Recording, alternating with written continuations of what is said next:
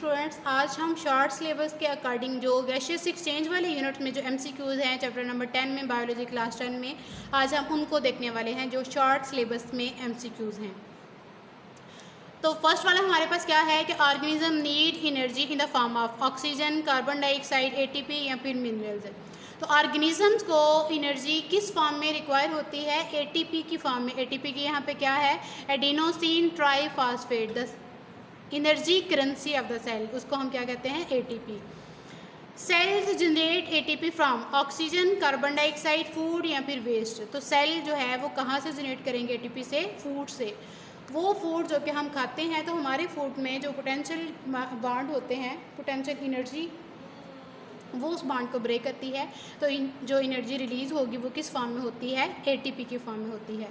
Which one of the following bond is broken in cellular respiration? तो क्या चीज़ break होता है? कौन सा बॉन्ड? Carbon hydrogen bond. ठीक है, CM, CC, CH और HH। तो कौन सा बॉन्ड ब्रेक होगा? CH बॉन्ड ब्रेक होगा, कार्बन हाइड्रोजन बॉन्ड। उसके बाद है taking in oxygen and giving out of carbon dioxide is called, उसको हम क्या कहेंगे? एरोबिक रेस्पिरेशन कहेंगे, एनारोबिक रेस्पिरेशन कहेंगे, गैशियस एक्सचेंज या फिर नन ऑफ दी। तो गैशियस एक्सचेंज एक ऐसा प्रोसेस है जिसमें हम ऑक्सीजन को लेते हैं और कार्बन डाइऑक्साइड बॉडी से रिमूव करते हैं। सो सी वाला ऑप्शन जो है वो करेक्ट है। उसके बाद है breathing and respiration are not synonyms, different, both A and B या नन ऑफ दी। तो ये क्या है? ये सिनोनिम्स नहीं है। ब्रीदिंग अलहदा है, रेस्पिरेशन का प्रोसेस अलहदा है। Which one is correct for breathing? कि ब्रीदिंग क्या है? फिजिकल प्रोसेस है, केमिकल प्रोसेस है, सेलुलर प्रोसेस है या ऑल ऑफ दीज? तो ब्रीदिंग क्या है? फिजिकल प्रोसेस है। उसके बाद है which tissues of leaves and young stems have stomata? Young stem और लीव्स के किन टिश्यूज़ में स्टोमेटा होंगे? एंडोडर्मिस पे, एपिडर्मिस पे, कॉर्टेक्स पे या मेसोफिल में? Which tissue of leaves have young stems and stomata? तो कौन से सेल्स टिश्यूज़ होंगे वो? मेसोफिल्स।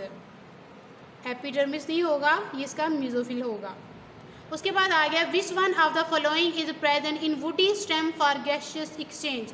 स्ट्रोमेटा, क्यूटिकल, लेंटिसेल या एपिडर्मिस? तो लेंटिसेल्स होते हैं, ठीक है, in the bark of woody stem में छोटे छोटे से पोर्स होते हैं जिनको हम लेंटिसेल का नाम देंगे।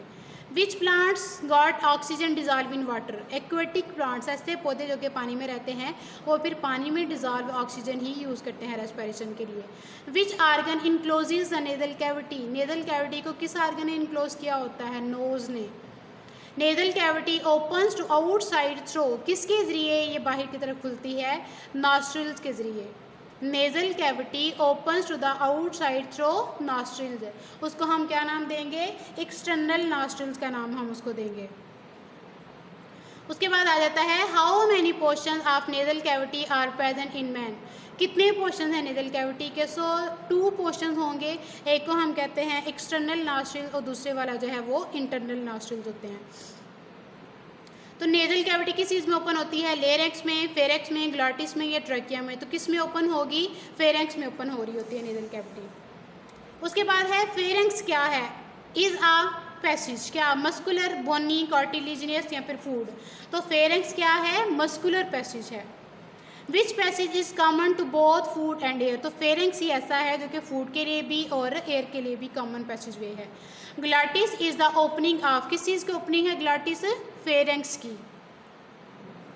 उसके बाद आ गया which one of the following is called the voice box?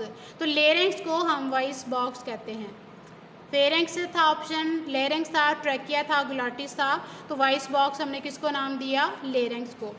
उसके बाद वो कह रहा है कि which one of the following is called the windpipe? So बेटा ट्रैकिया को विंड पाइप कहा जाता है, ट्रैकिया। उसके बाद है which one is correct for sound production? तो साउंड प्रोडक्शन में वॉइस बॉक्स हमने किसको बोला? लेरेंक्स को। सो जो करेक्ट ऑप्शन है यहाँ पे वो होगा larynx and vocal cords. Option हमारे पास क्या क्या थे? लेरेंक्स था, फेरेंक्स, लेरेंक्स एंड ग्लॉटिस था, एपिग्लॉटिस एंड फेरेंक्स और लेरेंक्स एंड वोकल कॉर्ड्स था। तो ऑप्शन हमारा क्या ठीक है? Larynx and vocal cords. Trachea is how much long tube? तो कितने सेंटीमीटर है ये? 12 सेंटीमीटर है। ट्रैकिया कितने सेंटीमीटर है? 12 centimetre. What is the shape of cartilaginous ring in the wall of trachea, तो किस शेप के वो होते हैं, सी शेप का। Which one is correct for the production of sound resulting in the speech, cheeks and lips, tongue and jaws, vibration in the vocal cords, in all of these. तो इसका C वाला option ठीक आएगा, vibration in the vocal cords के results में sound की production होती है। उसके बाद है from which tube bronchi arise, bronchi कहाँ से अराइज होते हैं, ट्रैकिया से। ब्रोंक्यूल है, एल्वुलर डक्ट है, ट्रैकिया है या फिर नन ऑफ दीज है, तो ब्रोंकाई कहाँ से अराइज होंगे, ट्रैकिया से। उसके बाद है trachea and bronchi are line with ciliated and, और क्या होते हैं उसमें, ग्लैंड्यूलर सेल्स होते हैं। उसके बाद है very fine tubes formed from bronchi, उनको हम क्या नाम देंगे, ब्रोंक्यूल्स का। जो छोटी छोटी सी ट्यूब ब्रोंकाई से निकलेंगी उनका हम क्या नाम देंगे, bronchioles. Very fine tube arise from the bronchioles, bronchiole से फिर जो फाइन ट्यूब्स होंगी वो क्या होंगी, एल्वुलर डक्ट्स होंगी। Which form the respiratory surface in the human, bronchi, bronchioles, alveolar duct या फिर एल्वोलाई। तो क्या है रेस्पिरेटरी सरफेस जो ह्यूमन बीइंग में जो प्रोड्यूस होगा, इंक्रीज होगा, वो कौन करेगा, एल्वोलाई इंक्रीज करेंगे। उसके बाद है ईच एल्वुलस इज सप्लाइड विद, किसके साथ, कैपिलरीज हैं, आर्टरीज हैं, वेन्स या फिर ब्रोंक्यूल्स। तो एल्वुलस में किस चीज़ की सप्लाई ज़्यादा होती है, कैपिलरीज की। उसके बाद आगे विच bring deoxygenated blood from heart into the lungs, deoxygenated blood heart से लंग्स तक कौन के लेके जाता है, पल्मोनरी आर्टरी। पल्मोनरी वेन्स क्या काम करेगी, ऑक्सीजनेटेड ब्लड लंग्स से हार्ट तक लेके जाएगी। तो आर्टरी क्या काम कर रही है, पल्मोनरी आर्टरी हार्ट से डीऑक्सीजनेटेड ब्लड लेके लंग्स तक जाके जा रही है। Which bring oxygenated blood back into the heart, कौन, pulmonary vein. How many lungs are present in chest cavity, कितने लंग्स हैं हमारी चेस्ट कैविटी में, 2। Chest wall is made up of how many pair of ribs, तो यहाँ पे 12 pairs की form में है, तो अगर वैसे लिखा होगा तो वो 24 रिब्स हैं, तो पेयर उनके कितने हैं, 12 pair. The muscles of rib are called intercostal muscles, muscle के रिब्स क्या कहलाते हैं, intercostal muscles. The floor of chest cavity, उसको हम क्या नाम देंगे, डायाफ्राम का। फ्लोर ऑफ चेस्ट कैविटी क्या है, डायाफ्राम। उसके बाद आगे diaphragm is present below lungs, lungs के नीचे क्या चीज़ प्रेजेंट है, diaphragm. Physical movement associated with gaseous exchange are termed as breathing. पहले वाला जो हमने एमसीक्यूज देखा उसमें हमने कहा था कि ब्रीदिंग कैसा प्रोसेस है, फिजिकल है, केमिकल है, कौन से वाला है। तो यहाँ पे वो कह रहा है कि केमिकल जो है, फिजिकल मूवमेंट जो है गैसियस एक्सचेंज से रिलेटेड, उसका हम क्या नाम दे रहे हैं, ब्रीदिंग का। इंस्पायरेशन अकर्स बाय, कैसे होगी, contraction of the muscle of diaphragm, contraction of muscle of ribs, या फिर increase the surface area in the chest cavity. इसका जो करेक्ट वाला ऑप्शन आएगा वो आएगा all of these. Expiration occurs by, कैसे, relaxation of the muscle of diaphragm, relaxation of the muscle of ribs, या फिर increase pressure on the lungs. इसका भी कौन सा वाला ऑप्शन आएगा, all of these. Intake of air from environments into the lungs is called, क्या चीज़, breathing, gaseous exchange, inhalation या फिर एक्सहेलेशन। तो इनटेक जो होता है एयर का वो क्या कहलाएगा, इनहेलेशन कहलाएगा। तो नॉर्मल रेट जो है ब्रीदिंग का ह्यूमन बीइंग में वो कितना है, 16 to 20 times per minute, 20 to 24 minutes, या फिर 10 to 16 टाइम पर मिनट, या फिर 16 to 30 टाइम पर मिनट। तो ये कितना होगा, ए वाला ऑप्शन ठीक है, 16 to 20 times per minute. Rate of breathing during exercise increase up to, कितना होता है, 20 to 30 मिनट्स होता है, 25 to 35 मिनट्स, या फिर 35 से 45, या फिर 30 से 40। तो 30 से 40 टाइम जो है वो पर मिनट्स होता है ब्रीदिंग रेट ड्यूरिंग एक्सरसाइज में। उसके बाद आ गया है a respiratory centre which control the rate of breathing is present, कौन कंट्रोल कर रहा होता है, हमारा ब्रेन उसको कंट्रोल कर रहा होता है, रेस्पिरेटरी रेट को, सेंटर को। How much percentage of oxygen is present in inspired air, तो ये बड़ा जो टेबल था वहाँ से उन्होंने लिया हुआ ये वाला, तो 21% जो है वो ऑक्सीजन का होता है जो कि हम इंस्पायर करते हैं air. How much percentage of oxygen is present in expired air, expired में 16% है और इंस्पायर्ड में 21% है। How much percentage of carbon dioxide is present in pure air, तो 0.04% है वो। उसके बाद है how much percentage of carbon dioxide is present in expired air, वो कितनी है 4%।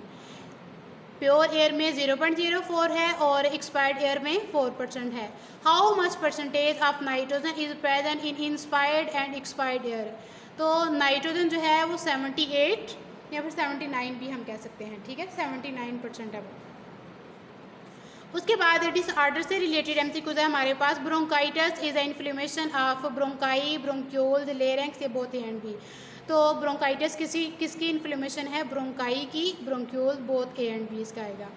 Bronchitis is caused by virus से, बैक्टीरिया से, टोबैको स्मोक से या ऑल ऑफ दीज, तो इसका भी ऑप्शन आएगा all of these.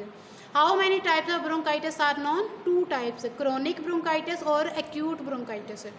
Which one is not the symptom of bronchitis, cough, wheezing, fever and chills या डिफिकल्टी इन ब्रीदिंग। तो ब्रोंकाइटिस में क्या है, डिफ़िकल्टी इन ब्रीथिंग जो है वो सिम्टम इसका नहीं है। उसके बाद है स्ट्रेप्टोकोकस निमोनियाई काज ब्रोंकाइटिस, एम्फीसीमा, एजमा या फिर निमोनिया। तो निमोनिया जो है वो काज होता है किसकी वजह से, स्ट्रेप्टोकोकस निमोनियाई से। Pneumonia is caused by virus से, बैक्टीरिया से, फंगस से या all of these. Pneumonia bacteria से भी हो सकता है, वायरस से भी हो सकता है, फंगस से भी हो सकता है, so all of these option is a correct option. A chronic inflammation of the bronchi resulting in paroxysms of difficult breathing periodically, asthma, bronchitis, lung cancer या फिर निमोनिया। तो क्या आएगा, ब्रोंकाइटिस आएगा। Bronchioles can be dilated by antibiotics, vaccine, bronchodilators या फिर radiotherapy, तो इसका सी वाला ऑप्शन आएगा bronchodilators. How many people die by lungs cancer world wide annually, तो 1.3 मिलियन लोग जो है हर साल लंग्स कैंसर की वजह से उनकी डेथ होती है।